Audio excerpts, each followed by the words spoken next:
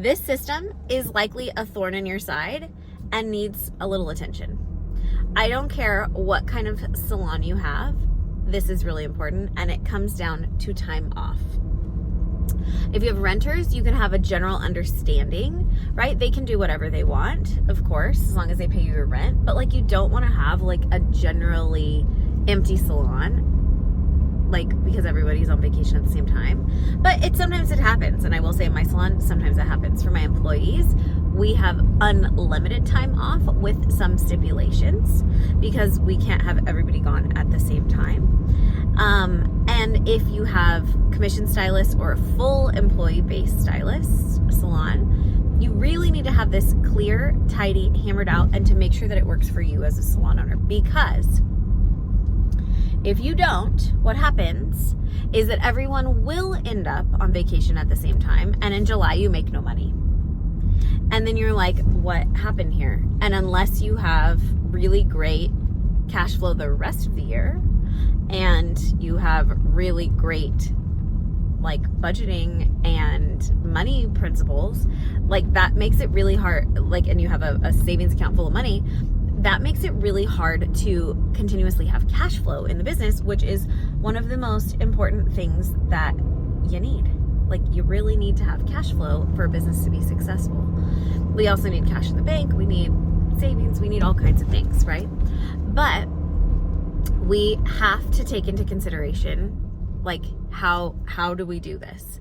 And so, how do we make it work for us, the salon owner, and how do we make it work for our staff? And so I like unlimited time off with stipulations of how many days can be used in a quarter, how many can be used in a month, how far in advance they need to be requested off, so that you can like stagger people. So let's say I'm going to Europe next summer for a month. Like, you're not going to tell me no, but you might tell me no if I waited until like April to tell you and I'm leaving in June, because you're already booking that out, right? So like longer term vacations need to have stipulations. That would be like maybe considered a leave of absence a little bit. Think about it like maternity leave, like, and of course you need to know all the legal things, and we're just talking about time off, but like I was thinking more like fun time off, but we'll drop this since maternity leave is current in my world. You need to make sure you know every legal stipulation and everything that you are required to do as an employee or employer for your employees. Like, you need to make sure you are legal. Oftentimes I'll jump into salon handbooks and contracts and stuff with my clients, and I'm like, did an attorney look at this?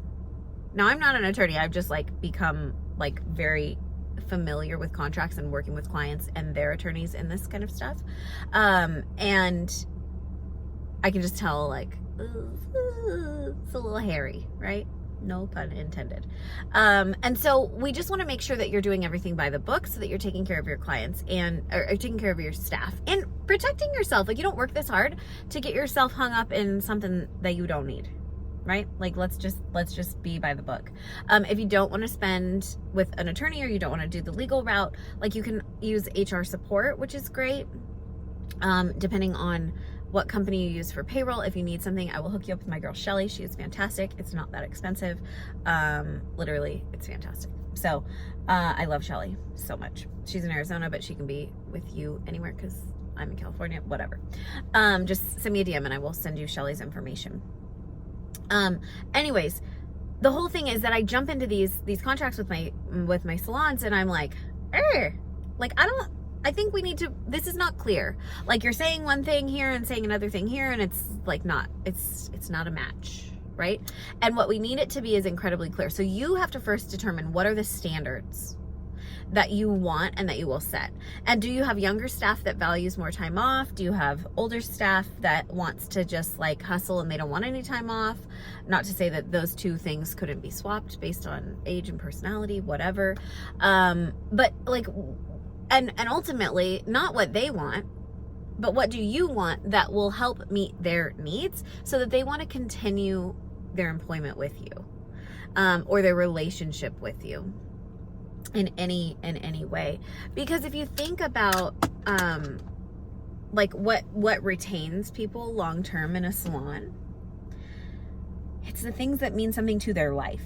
And time off, freedom, flexibility, that's what we want. That's what we're doing as salon owners. We want to improve our lives. We want to work less behind the chair and have the salon be on autopilot and make more money than we did behind the chair. We want the salon to generate income via multiple pathways of cash. This is what we want, right? And so it's not fair to assume that they don't also want to make more money and live better. And so I know that you know that, and I know you're a heart-centered salon owner, so you're not thinking about like, how can I work them into the ground to make more money? That's not how we do things around here. But you really have to stop and go, okay, with time off, how can I not get screwed as a salon owner and have this dead salon from June to August? And how do I take care of them and let them have that flexibility? And it really comes down to conversations with your staff, if this is something new that you're going to implement, and getting their input, although remaining firm, very firm in what you want and what you have to have in order to make the business move forward. If you have a smaller staff, this is a little bit easier to do. If you have a larger staff, there's more people, more puzzle pieces to move around on the calendar. But in general, I like a very simple system. We've talked about simplicity here a lot.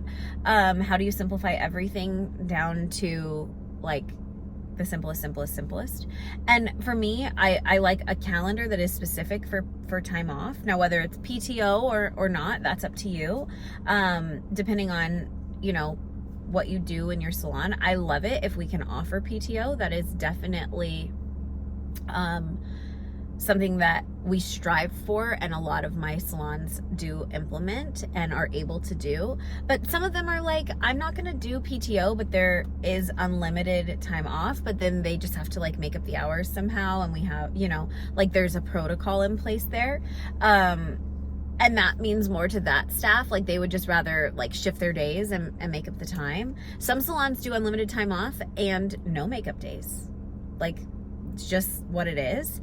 And that works for those salons. For me, I like either a PTO and then additional days off. Like PTO is capped. Additional days off can be made up. I like that a lot so that we have flexibility in there. So they kind of have unlimited PTO or unlimited time off, but capped PTO. And if they don't use it, they can get paid out. Like I like things where there's flexibility within a ecosystem of structure. And so it's really about what can you afford and what works for the business and what works for your staff. But none of it will work if it's not clearly outlined. And that's the biggest takeaway here is, what are my standards around time off, whether it's paid or not, and how do we like implement this and maintain it? And the one thing I will say is like, you've got to maintain it. So it's not like, well, Lexi did this and other Lexi did that, and that's okay for her and not for her. Like it has to be the rule across the board, as does everything else that you say you are doing as a salon owner.